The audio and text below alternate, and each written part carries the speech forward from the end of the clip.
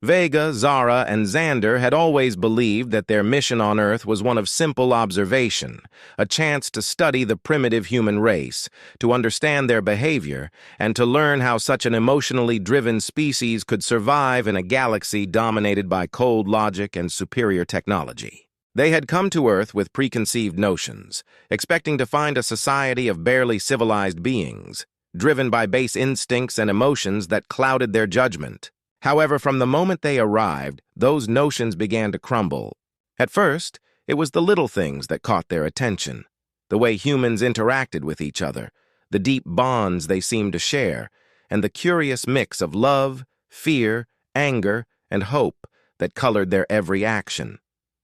As aliens from the highly advanced and emotionless Komar civilization, Vega, Zara, and Xander found these emotions both baffling and fascinating. They were sent as part of a covert mission, disguised as human students, to gather intelligence on humanity's technological and military capabilities. What they didn't expect was to be swept up in the very emotions they were sent to study. The first real crack in their perception of humanity came when they witnessed the incident at the hospital. Vega, who had taken up a position volunteering at a local children's hospital to better observe human behavior, found himself increasingly drawn to the raw emotional displays of the humans around him. It was here that he first encountered Gary, a young father whose son had been kidnapped by a deranged man with a vendetta against the child's mother. Vega watched in stunned silence as Gary, bloodied and broken, cradled his rescued son in his arms, tears streaming down his face. The depth of emotion, the sheer intensity of the love and relief that radiated from Gary was unlike anything Vega had ever seen or felt. It was in this moment that Vega began to question everything he had been taught about emotions, about love, and about the human race. Vega's neural translator, an advanced piece of Komar technology, struggled to keep up with the rapid-fire exchange between Gary and the police officers who arrived on the scene. The words were secondary to the emotions, however, and Vega found himself feeling a strange ache in his chest, a physical response to the emotions he was witnessing. On Komar, such a response would have been considered a malfunction, a flaw to be corrected, but here on Earth, it seemed almost natural. Vega's fellow students, Zara and Xander, had also been watching from the shadows, their holographic disguises blending them seamlessly into the crowd. They, too, were struggling to process what they were seeing. On Komar, children were considered property of the state, tools to serve the collective, and the notion of a parent endangering themselves for their offspring was unthinkable. Yet here, in this seemingly primitive society, parents were willing to sacrifice everything for their children. As the days passed, Vega, Zara, and Xander found themselves increasingly drawn to the human family they had been observing. They followed Gary and his son Jake, watching as the bond between them grew even stronger in the aftermath of the kidnapping. Gary's injuries were severe, but he refused to let them slow him down. He continued to go to work, to provide for his son, and to be there for Jake in every way possible. The Komar trio watched in awe as Gary's friends and neighbors rallied around him, offering support, meals, and even financial assistance. The sense of community, of shared responsibility, was something they had never encountered before. On Komar, individual survival was paramount, and cooperation was only a means to an end. Here, it seemed to be the very foundation of society. Zara, who had taken up residence in a local library to study human history and philosophy, found herself drawn to stories of human sacrifice and heroism. She read about mothers running into burning buildings to save their children, soldiers shielding civilians with their own bodies, and ordinary people risking their lives for strangers. These stories were not unique to any one culture or time period. They were universal, spanning continents and centuries. Zara began to see a pattern emerging, a pattern that suggested that these acts of selflessness were not anomalies, but rather a fundamental aspect of human nature. This realization shook her to her core. What if the Komar's cold logic and emotionless existence were not the pinnacle of evolution, but rather a hollow imitation of true life? Xander, the strongest and most physically imposing of the trio, was initially skeptical of his companion's growing fascination with humanity. He had been raised to believe that emotions were a weakness, that they clouded judgment and led to irrational behavior. But even he could not deny the strength he saw in the humans around him. He took a job at a local construction site, where he was amazed by the camaraderie and teamwork among the workers. They shared meals, told jokes, and looked out for each other's safety with a level of genuine concern that Xander had never experienced before. Over time, he began to see that this concern, this connection, was not a weakness, but a source of strength. The humans worked harder, fought harder, and endured more because they were doing it for each other, not just for themselves. As the trio delved deeper into human society, they began to uncover a disturbing truth. They had initially come to Earth to study humanity, but now they realized that they were being studied as well. The Comar had sent them to Earth with a hidden agenda, to test humanity's resilience and to determine whether they were a threat to the Comar Empire. The kidnapping of Gary's son had not been a random act of violence, but a carefully orchestrated event designed to provoke a response. The Comar had underestimated the depth of human emotion and the lengths to which they would go to protect their own. Vega, Zara, and Xander were faced with an impossible choice. They could return to Comar and report their findings, effectively condemning humanity to annihilation, or they could betray their own people and stand with the humans they had come to respect and care for. The decision was not an easy one. The Comar had been their home for their entire lives, and they had been raised to believe in the superiority of their race. But as they watched Gary recover from his injuries and return to work, as they saw the way the community rallied around him, and as they experienced the warmth and connection that permeated human society, they realized that they could not in good conscience turn their backs on these people. The trio made a pact to protect humanity, even if it meant betraying their own people. They knew that the Comar would not take kindly to their defection and that their lives would be in constant danger. But they also knew that they could not stand by and let an entire species be destroyed simply because they were different. The Comar valued logic and efficiency above all else, but Vega, Zara, and Xander had come to see that there was more to life than cold calculations. There was beauty in emotion, in connection, and in the fierce protectiveness that humans felt for their children. Their decision to stand with humanity put them on a collision course with the Comar, who were determined to eradicate any potential threat to their empire. The trio knew they had to act quickly to expose the truth and rally humanity to defend themselves. They began gathering evidence of the Comar's plans, hacking into communication networks and intercepting transmissions. What they found was even more horrifying than they had imagined. The Comar were not just planning to eliminate humanity, they were planning to use them as weapons in their ongoing war against other alien species. The experiments on human children were only the beginning. The Comar intended to escalate their experiments, using entire human populations to fuel their war machines. With this information in hand, Vega, Zara, and Xander knew they had to find a way to broadcast the truth to the world. They set up a base of operations in a remote mountain range, far from the prying eyes of both the Comar and human governments. Here, they trained human soldiers in alien combat techniques, shared intelligence on the enemy's weaknesses, and planned their final stand. The battle for Earth was not just about survival. It was about preserving the very essence of what it meant to be human. The resistance forces, made up of humans and defected aliens alike, grew in strength and numbers. But the Comar were relentless. They unleashed their most powerful weapon, a massive warship capable of manipulating emotions and turning them into weapons. The ship descended from the heavens, casting a shadow over the land below, and philosophy gave her the tools she needed to build bridges between cultures that had been divided for centuries. Xander, meanwhile, became the symbol of the resistance, a warrior who fought with unmatched ferocity and courage. He led the charge in countless battles, his presence on the battlefield inspiring those around him to fight harder, to push beyond their limits, and to never give up. But as the war dragged on, the toll it took on the trio became increasingly apparent.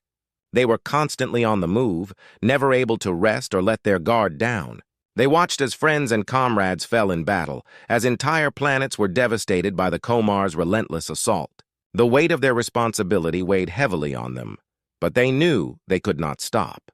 They had to keep fighting, not just for humanity, but for every species that had suffered under Komar rule. The turning point in the war came when the Resistance discovered a hidden Komar research facility on a remote planet. The facility was heavily guarded, and the intelligence they gathered suggested that it was the site of the Komar's most advanced and dangerous experiments. Vega, Zara, and Xander knew they had to take it out, but they also knew that it would be their most dangerous mission yet. They assembled a team of the best soldiers and infiltrators in the Resistance and set out for the facility. The mission was a success, but it came at a great cost.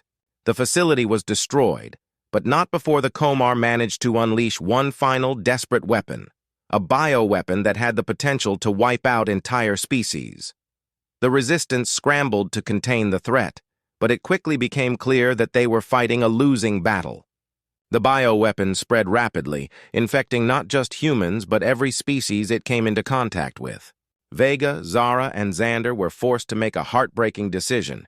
They had to quarantine the infected planets, cutting off all contact with the outside galaxy.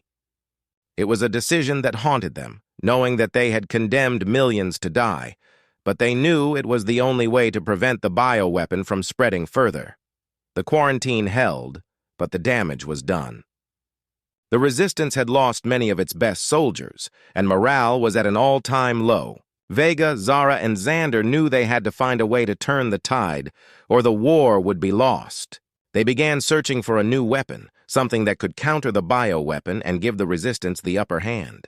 Their search led them to an ancient artifact, a relic from a long-forgotten civilization that had once ruled the galaxy. The artifact was said to have the power to heal, to restore life to those who had been lost. It was a long shot, but it was their only hope.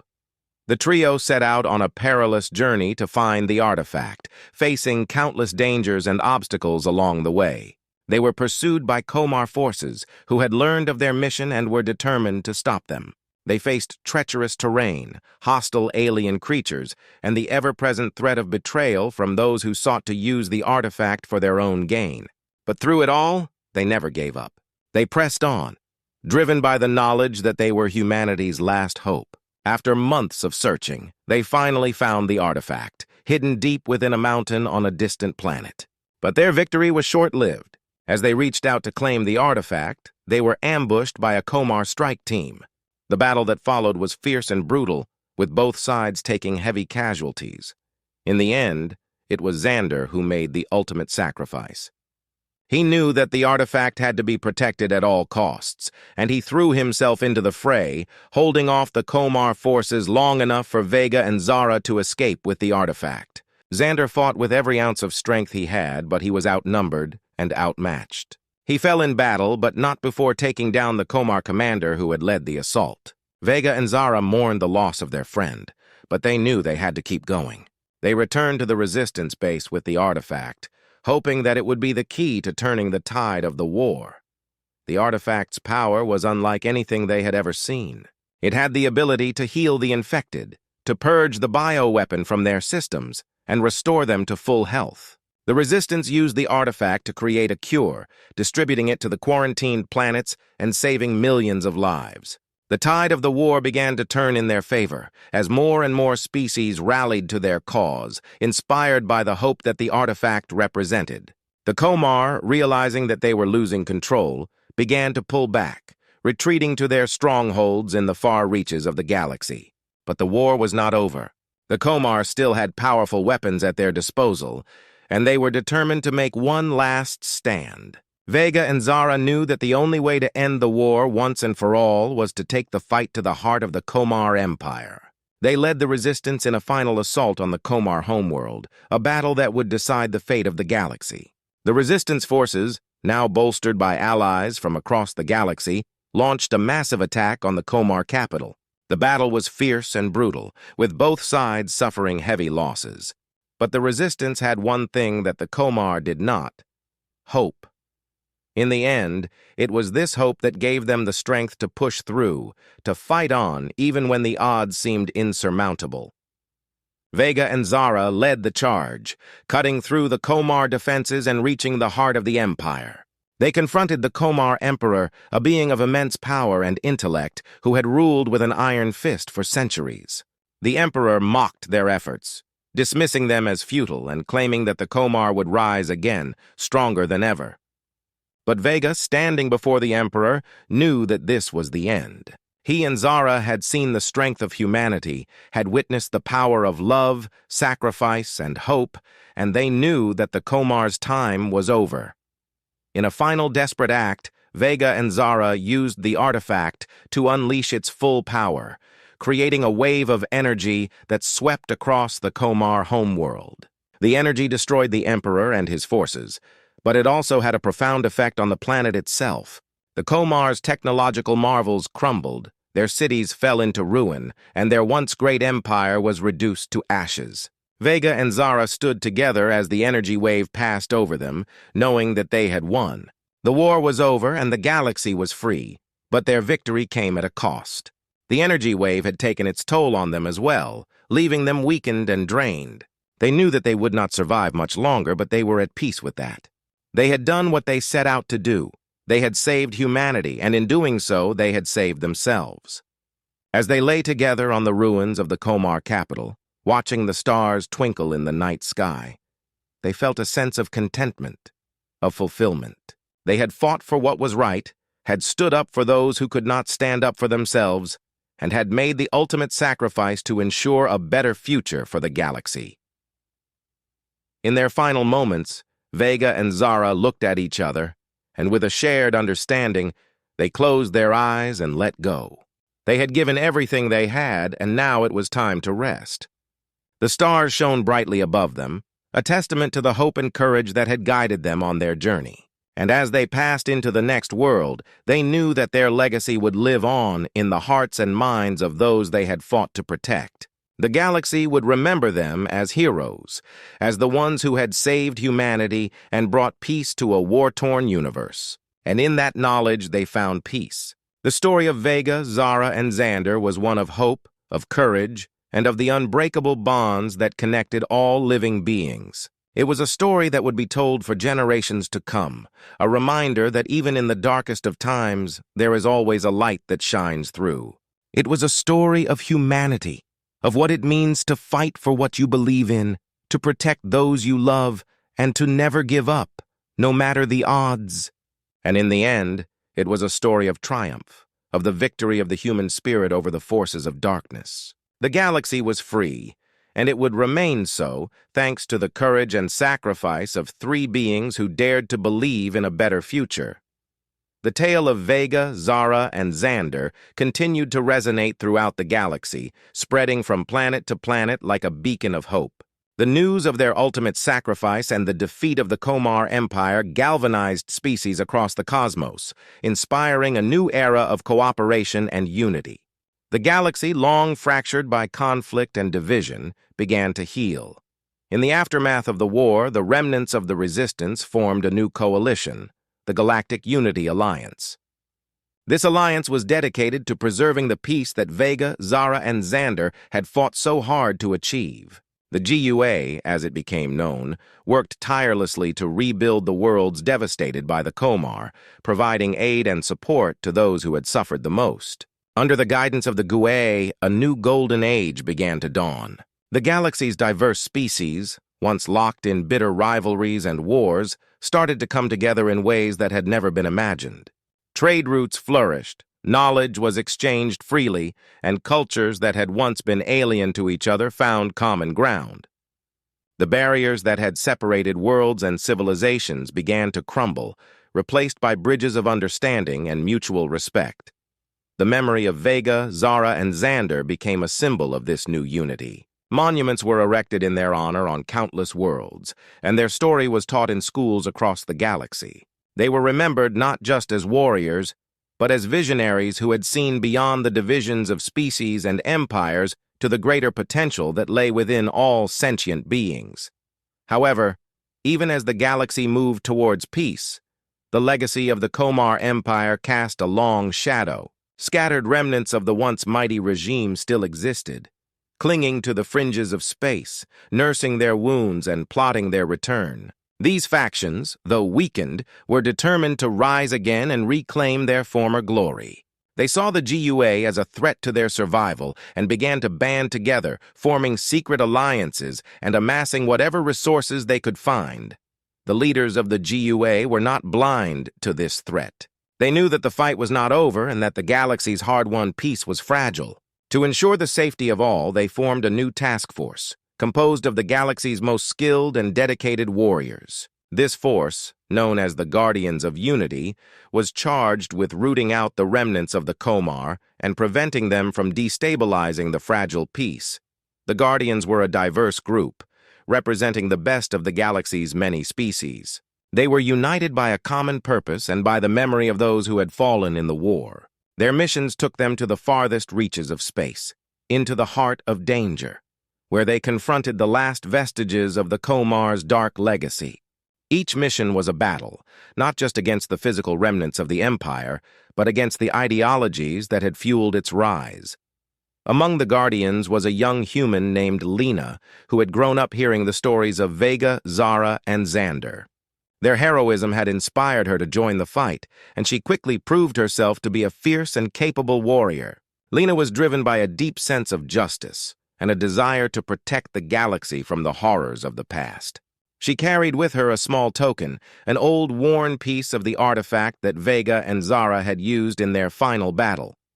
It was a reminder of the power of hope and the sacrifices made to preserve it.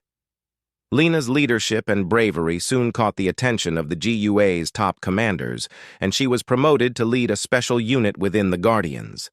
Her unit was tasked with tracking down one of the most elusive Komar warlords who had managed to evade capture for years. This warlord, known only as Zalron, had been a high-ranking officer in the Komar military and was rumored to possess knowledge of a hidden weapon that could once again plunge the galaxy into chaos.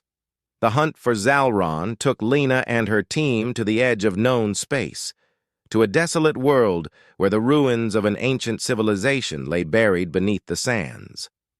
It was here, in the forgotten city of Mylaria, that Zalron had chosen to make his last stand. The city was a labyrinth of crumbling buildings and dark corridors filled with traps and dangers that tested the limits of the Guardians' skills and resolve. As they fought their way through the ruins, Lena couldn't help but think of Vega, Zara, and Xander. She felt their presence with her, guiding her steps and giving her strength.